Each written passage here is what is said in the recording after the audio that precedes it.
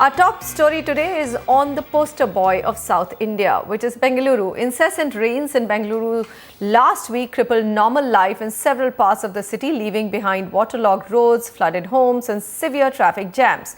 Well, it was all over Twitter, Facebook and every other medium. While the government has said that this rain was unprecedented and the city will bounce back, the local authorities have blamed encroachment of lakes and stormwater drains for this mega mess. This might be one of the incidents, but it's certainly a wake-up call for the city. Bengaluru's traffic chaos is not new. We've been capturing it on the Properties show for a long time. And we all know for a fact that the city lacks infrastructure. We have with us today Harish Bijur, brand expert and founder, Harish Bijur Consultants Inc., and of course a Bengalurian, R.K. Mishra, member chief ministers BLR Vision Group, and Srinivasan Gopalan, CEO of Ozone Group, to discuss what the solutions are. Mr. Gopalan, I'm going to come to you first.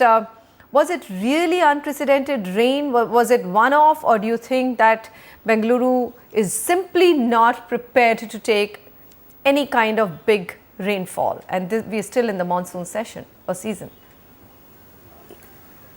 Manisha, it's a combination of all the three that you mentioned. First of all, I also live in Bangalore. I was all the way here. I did not see the kind of hue and cry that was shown on the Facebook as well as on the television from time to time. Yes, it was bad. The traffic was bad, but it wasn't as bad as what it was portrayed to be. Having said that, there is definitely lack of infrastructure which needs to be addressed. There were some 30 or 40 trees that had fallen, and during these things it's practically difficult for anyone to manage under these kind of unprecedented rains. Okay. So what I would like to say is that infrastructure has to improve, but it's also important to see what kind of rains it was and how many years does it come, so on and so forth. Okay. Mr. Mishra, let me bring you in here. I mean, there were a lot of articles, blogs talking about the fact that it was probably lack of technology in managing traffic which resulted in that kind of chaos. There was a lake breach, or 3 lakes were breached.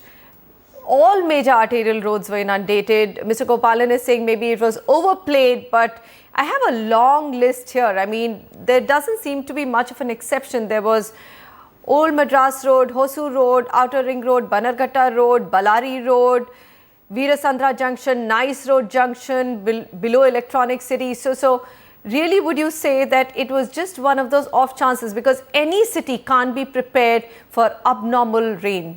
Everybody prepares for just normal rain, isn't it? No, I think first of all, this wasn't that severe rain. People are not realizing. I am part of the Chief Ministers and Chief Secretaries Disaster Management Group also, and we had on-the-minute monitoring happening on WhatsApp with Chief Secretary, DGP Fire and everything. And the rain in the whole of Bangalore for 1 week, the maximum rain was in a place called Bilekahalli, which was 250 mm, that's it. And that particular night, the rain was not even more than 50 mm. So it was not exactly too much of a rain. The problem happened, and all the points and all the areas you mentioned, they all are in East Bangalore. And the East Bangalore is actually the maximum job center where the maximum commuters go. So if any time anything happens in Bangalore, the maximum trouble will be in East Bangalore, which is ITPL, Whitefield, IT Corridor, Outer Ring Road, Nice Road, Electronic City and things like that. Got it. So problem was, of course, rain was there, but the bigger problem was our stormwater drains are not clear. People have choked. The lakes which breached, Madiwala Lake and all that, it was not the lake. It was the stormwater drain which could not take away the water because slums have been built on the stormwater drain with the connivance of the officers and the local politicians. Mm-hmm. So having said that, it is no way to have a city like Bangalore, which pays third highest tax in this country. IT sector alone is responsible for 63% of the IT export of the country. I think state government, municipality and the central government, I am really surprised why there is no reaction from the Prime Minister's office and from the Ministry of Urban Development both for Bangalore and Gurgaon. Without Bangalore and Gurgaon and Noida and Pune, this country will come to a grinding halt. These are only three cities which create jobs. Absolutely, now, if these are three cities creating jobs, these three cities are creating jobs, and Modi's after 2 years, his report card was saying the only one thing which he has failed miserably is to create jobs. Now, if he does not wake up, if the central government does not wake up, and all these cities require massive infrastructure investment in the tune of 1 lakh crore, which neither Siddaramaiah nor Khattar can afford. So I think it is a problem of the country. It is not the problem of the BBMP. It is not the problem of Siddaramaiah. It is problem of India. These three cities, if you don't take care of, there will be no jobs. Fair enough, Mr. Mishra. I think you've really very coherently you've actually summed up the problem for us. Harish Biju, this has really been a big knockdown. Last week you had both these cities, literally their tags of being millennium cities or the IT cities were ripped off and mercilessly. And I think Mr. Mishra said both Gurgaon and Bangalore were both drowning at the same time. What is it? I mean, where does the problem lie? There are thousands of crores of EDC which are collected from developers, which also don't go into building roads. You have MNCs occupying these areas, creating jobs. You have residential real estate coming up, but you just don't have infrastructure to match up. How are we going to fix it? I mean, and how big do you think is a problem in terms of brand image for these cities? I happened to be in both the cities on the day of the rain. I was in Gurugram as well as in Bengaluru. Oh my God, if you really look at it, both these cities were extremely disaster sorry for points. you. If you really look at it, I know. So, a traffic jam of 3 hours in one location, a commute from the airport back home, possibly longer than normal. If you really look at it, this was a disaster for sure. Because there are two parts of Bengaluru, one is called planned Bengaluru, the other is called unplanned Bengaluru. Unplanned Bengaluru is really where all the action took place. Because we have had irresponsibility. If you ask me what are the reasons for it, one is complete wanton irresponsibility of human beings. Secondly, a complete lack of following rules and laws by several builders, because we have responsible builders and we have irresponsible builders. And thirdly, the citizens themselves don't know what to do because the encroachments are so large. So the stormwater drains were blocked, and then, there was flooding. And I think these are big issues. I think if you ask me, what is the issue? The key issue is a lack of will. A lack of will to roll up your sleeves and sort out the problem. We tend to say, this happens every monsoon. The 2 days, there'll be a lot of media attention on it. And after that, everybody will forget it. And I think that's the issue. Mr. Mishra, I'm going to come back to you. And I've heard this from Bangaloreans again and again saying, and then the same thing is about Gurgaon, that even though your maximum number of amount of taxes, like you've said, are coming from these cities, frankly, the vote bank is not in these cities.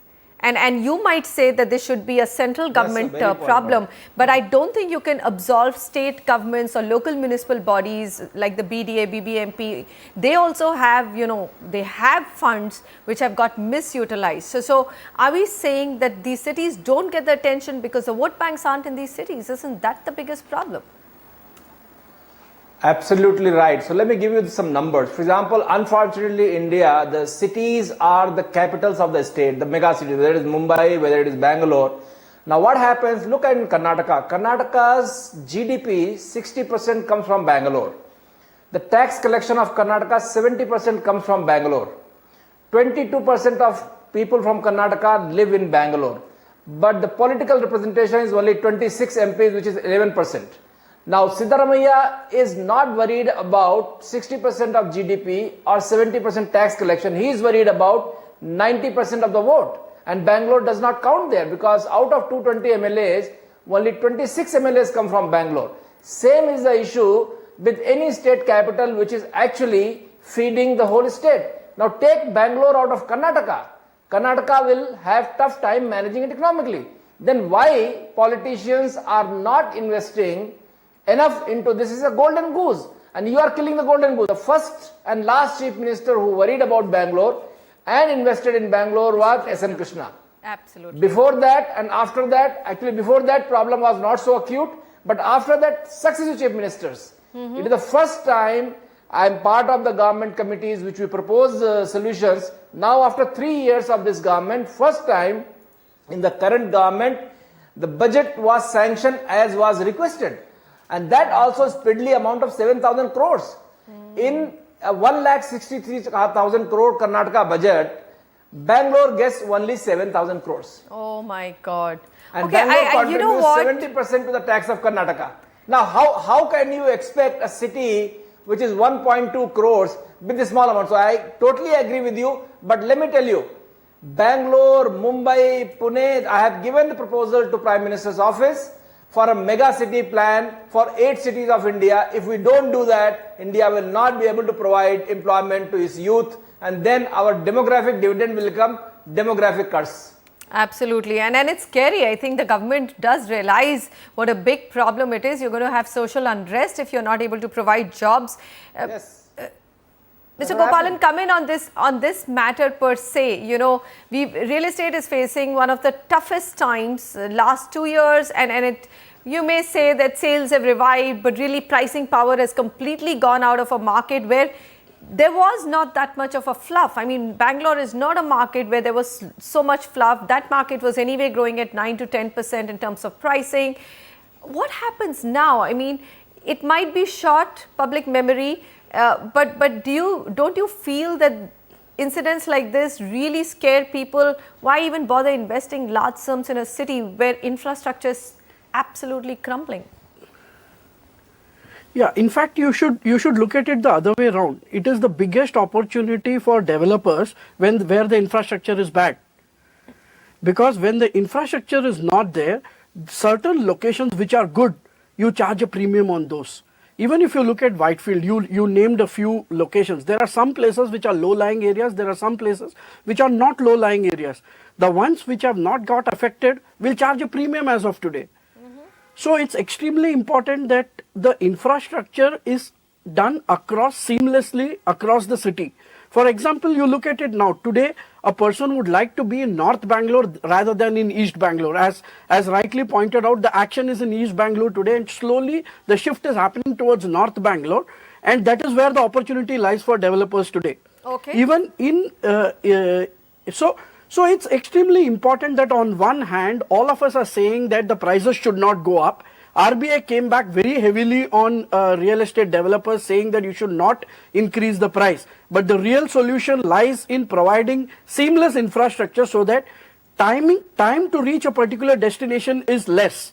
Once the time to reach a destination is less, the prices will get evened out across. So these kind of situations are actually beneficial for those people. See, for the people who are already living there, it's a problem and no one cares about that, unfortunately. Okay, fair enough. Mr. Mishra, you have a point to make. I think Mr. Gopalan did say about infrastructure, and if I look at it, there's just Actually, so much pending in terms of infrastructure in Bengaluru. There is Nama Metro, so much more to be done. Outer Ring Road, so much to be done. Peripheral Ring Road. I mean, just projects, infrastructure projects just take forever in that city. Don't move. They just don't move. Give So me a solution. I think we've I- discussed the problem, sir. Give me a solution. If there were 2 things that you could say on this show and say they could make next monsoons bearable for Bangaloreans. We're not even saying comfortable. We're saying bearable for all of Bangalore, especially those areas which were severely inundated. What would those be, sir? Just 2 things. One, first, I just want to comment on about the gentleman who just mentioned. I think this mentality of the real estate fraternity that don't worry about the infrastructure, go where the flooding is not there.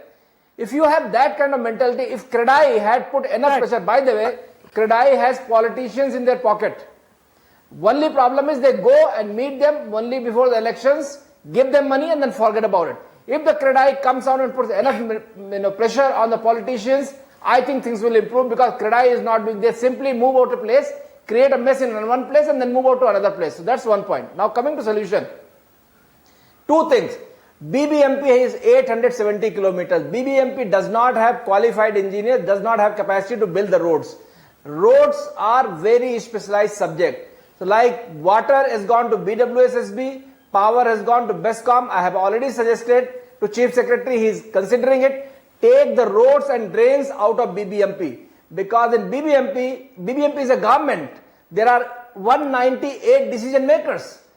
These are specialized, complex, projects. You need to take road building and drain business out of BBMP, give to a specialized agency like PWD did with K-Ship. Okay. When PWD could not build high quality roads, they brought a specialized agency like K-Ship. Focus on second phase of metro. Metro should have started from Electronic City and Whitefield very first place because these are commute corridors. But it started from Baipanhalli where nobody lives. So I think second phase of metro is very critical. Peripheral ring road is stuck from 1986. That is very critical. Encroachment of Raj Kalwes needs to be removed and lakes need to be cleaned. These are 3-4 points. If you do, Bangalore is a beautiful city. Nobody can beat the weather of Bangalore. And everything said and done. I have been to Bombay, I have been to Gurgaon, I have been to Delhi, I go to Pune. I will not like to be in any city other than Bangalore. It's a beautiful place. Okay. And we complain a little too much. I think you've really given great solutions. Bangalore is a great city. Great city, great solutions, and I think to just come to defense of Mr. Gopalan, what he said is that developers are already charging a premium for those areas which don't get flooded, but everything in Bengaluru and every that's money making. Every area deserves attention. You want to make Bangalore. No. What he said is every area deserves equal attention. Every area deserves equal attention. No, and I'm not so sure whether... What I'm saying, Go ahead, Mr. Gopalan. Manisha, what I'm saying is infrastructure has to be seamless. It cannot be in patches. The same problem was faced in Mexico City in the 1970s. Our population has increased twice. We have seen their population increasing 4 times in 10 years. You need discipline amongst people. There was a 220 kilometer of train and rail that was provided there to decongest the city. Metro has to happen. We are 40 years behind schedule as far as metro is concerned. It connects locations where there are not people commuting. So we have a consensus there. I think we have a consensus there and everybody knows what the solutions are. Everybody knows what the solutions are. Not only that, Manisha, I would like to add, Manisha, there has to be discipline amongst we as commuters as well. Now, we need to increase the bus service and there has to be incentives for us to take the bus and not drive. Every family, because it earns decently well in Bangalore, has got 3 cars.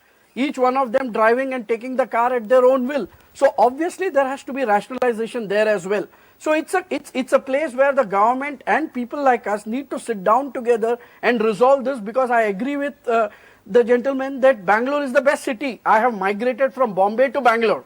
Okay. It's one of the best cities. It's 20 degrees during the day. Where can you find that?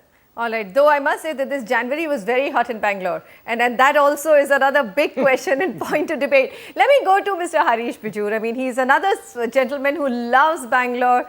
Mr. Bijur, sum it up for us. I mean, solutions don't seem difficult at all. They're all laid out. Everyone knows what needs to be done, and the city can have amazing infrastructure, but it's just not happening. I mean, what's your final word? Do you think that this will all be forgotten? This is a television debate. 3 days later, nobody's going to remember anything and things are still going to be crawling at their own pace. Yeah. You know, I'm sadly very cynical about all this, because if you really look at the kind of pace of work or the kind of pace of interest or the kind of pace of involvement, I mean, I don't find that happening. So if you really look at it, I have a contra take on this. And my take simply is this. You know, I have a theory which I will put it as #unbuild Bengaluru. You know, what is unbuild Bengaluru? It simply is a theory which says that we've built Bengaluru too much. You know, in this limited space, in this limited area, we have built and built and built. We have catered to the greed of everyone around. I mean, everybody wants to come into the city and everybody wants a job, which Bengaluru provides. And after getting that job, everyone wants to own a flat out here. I mean, you know, after 2 years of working, I want a flat. Even before my car, I want a flat. And guess what? Builders are catering to that. And there are good builders, there are bad builders, there are builders who encroach on lakes, and our lakes are gone, okay? They don't exist today. 97% of our lakes are encroached. And I think builders are very fairly responsible for that. The builders the bureaucrats who help the builders, and the political bosses who actually shut their eye. I think these are three responsibilities which were taken for a ride. The last time we had good governance in this city, in this state, was S.M. Krishna. And I think, we are really looking up and saying those were the good old days. But ever since then, I think Bangalore has deteriorated. I keep saying that, we have lost it and we are losing it progressively. Look at encroachments. The encroachments are on the stormwater drains. Stormwater drains are meant for stormwater, but sewage gets into stormwater, garbage gets into stormwater. Garbage is a big issue. So if you really ask me, Bengaluru needs one nodal agency, one nodal entity, which actually oversees Bengaluru. So Bengaluru needs a CEO. A minister is not necessarily a CEO. We need a hands-on guy. I don't know. Empowerment of one individual who looks after everything, because today the blame game starts, this is under BBMP, this is under BWSSB, this is under 6 other agencies which look after the city. So I think, these are the kind of issues that are staring at us. I think unbuilt Bengaluru, and that's what I tweeted out yesterday. Unbuilt Bengaluru is possibly a solution, and that is about going against encroachments, unbuilding. Right. By that I don't mean bring down the buildings, but do something else. I mean, going after encroachments, that's important. All right, a lot of political will. I'm going to sum up here, gentlemen, Mr. Gopal and Mr. Mishra and Harish. Thank you, gentlemen, for joining me today. And I think very, very valid points. And to sum it all up, it's really about having the political will to get things going, projects and infrastructure going, have seamless infrastructure, and maybe probably a CEO who will take responsibility for Bengaluru. That's extremely important as well. Hopefully, the city will get the solution sooner than later.